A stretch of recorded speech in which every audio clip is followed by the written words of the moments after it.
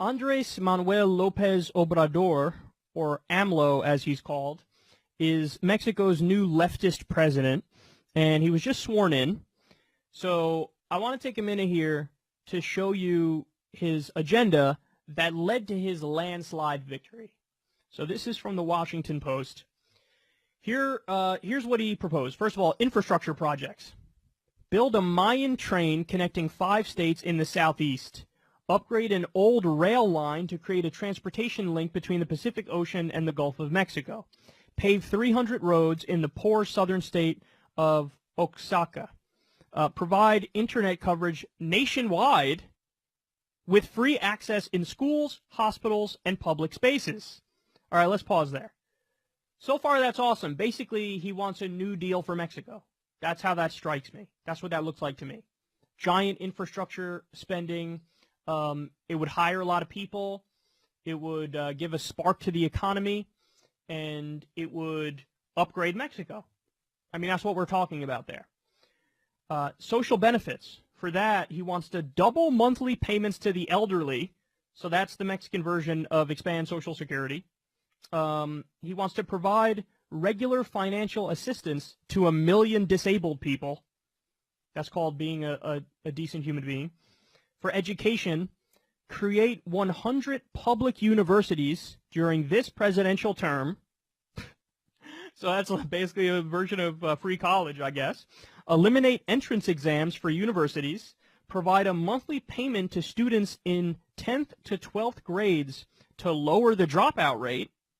So that could also help the economy and give people who need money a little bit of money. And then also may have the incentive of lowering the dropout rate, keeping people in school. For the economy, raise the salaries of teachers, doctors, nurses, police officers, and soldiers. So people who, you know, are the working class in Mexico, they get a raise. Double the minimum wage in the area near the U.S. border. Offer paid apprenticeships for 2.3 million young people. Make the Mexican economy grow at least 4% annually. By the way, he's maligned as some sort of insane, far-left, authoritarian socialist type, but he's literally talking about growing the economy, which shows you he's way more of a social democrat than anything else. Don't spend more money than what the government receives. Again, so much for this notion that, oh my God, he's so far left, he's an ideologue, he doesn't have any ideas that break from orthodoxy. Well, looks like it. It says, under government, decentralize the government, moving ministries to different states. That's something that conservatives should like. Turn the presidential residence into a park and sell the presidential jet. Talk about a man of the people. Cut officials' salaries, including the president's. Get rid of the president's security force, which is the equivalent of the Secret Service.